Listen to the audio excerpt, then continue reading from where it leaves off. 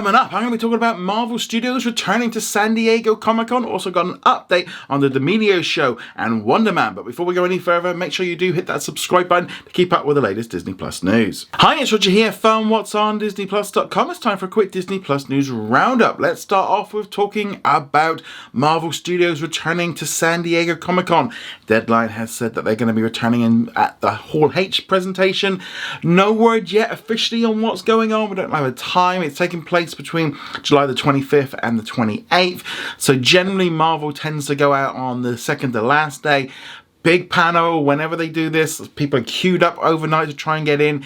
This thing is going to be a hot ticket. A lot of people are going to be trying to get in here because at these events we tend to get a sort of an idea of what's coming up in the future, what shows, what movies are going to be coming in the next phase, and usually we get some announcements. There's also presentations in terms of actors are brought out and they announce stuff that way. We get to, people get to see stuff there. There's also like teasers, trailers and stuff.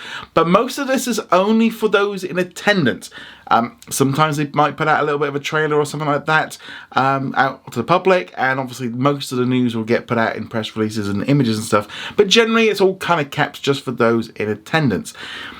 Now, I wasn't sure if they were going to go there this year because Disney is holding its Ultimate D23 event just a few weeks later at the Honda Center in Anaheim. So they're hiring out a big stadium to hold all their big events, and on a Friday night they're going to be having a big showcase presentation for all of their studios. Now that is the key thing which I do think is why Marvel are still probably going to San Diego Comic-Con, because essentially they've now only got the one night, and if they're trying to do a presentation for Marvel, Star Wars, 20th Century, Disney, Pixar, etc., if you've only got 2-3 hours, that's not a lot of time to get the stuff in there.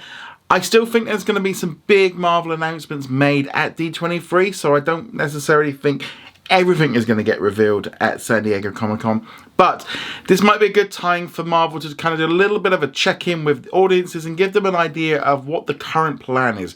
Because the last time we had the plan back in 2022, a lot of it has changed. To be honest, when you look at the slides for what was supposed to come out, most of this year's content that we were supposed to have had by now is pretty much all next year. There's a load of stuff that got delayed, and so I think they need to give us an idea of when this stuff's coming.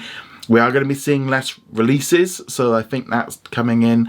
In terms of what I think is going to get kind of shown off, I think they're going to see some footage from Captain America Brave New World and Thunderbolts, both of which have filmed. They're probably also going to get to see a little bit of maybe Ironheart, and also Daredevil Born Again, also probably Wonder Man as well, which I'll jump into in a little bit. Probably also get to see a little bit of Agatha as well. That's obviously coming out in September. If I was to drop a trailer, that might be a good time to do it. But also, that same weekend, Deadpool and Wolverine is hitting cinemas, so I wouldn't be at all surprised if Hugh Jackman and Ryan Reynolds turn up to kind of do something just to kind of get a little more buzz about that film. So I would expect that. I would expect maybe a Wonder Man announcement, maybe confirmation of what's going on with the Avengers movies, maybe with Blade.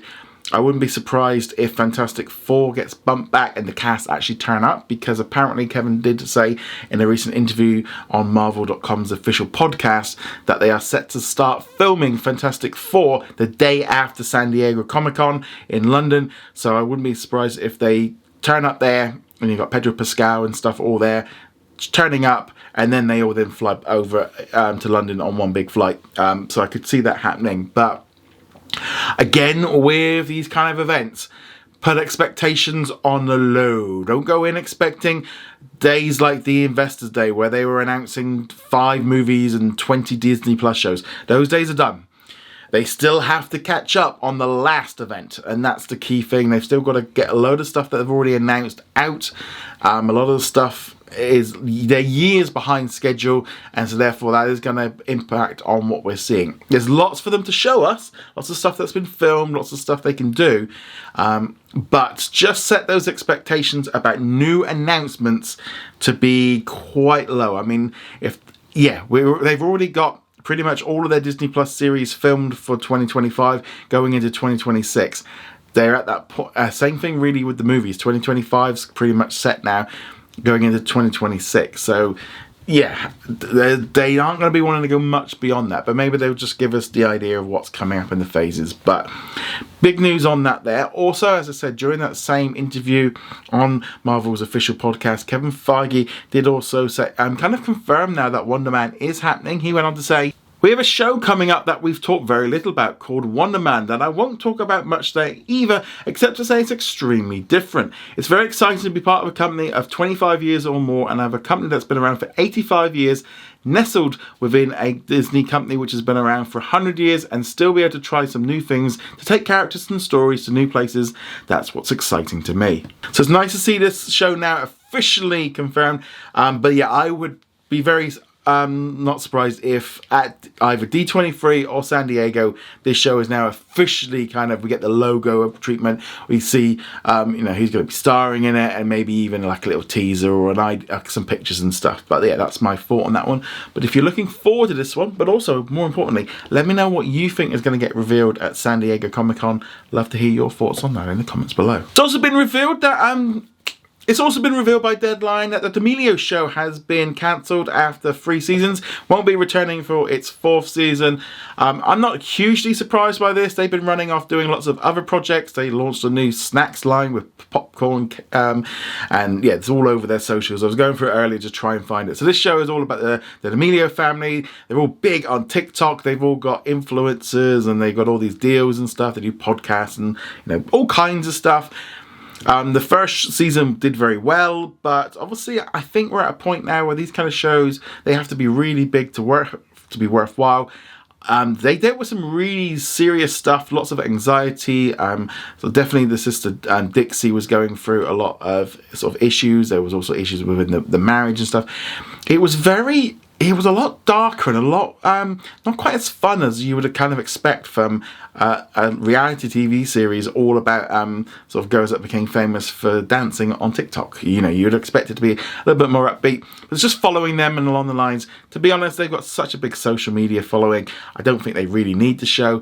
And with Disney cutting back on what it's spending, yeah, I just feel the D'Amelio show probably just wasn't really clicking with audiences anymore. And they were kind of going off and doing different bits and pieces and stuff. But yeah, let us know. Did you check out the D'Amelio show? Obviously, you can find the previous seasons right now on Disney Plus around the world and on Hulu in the United States.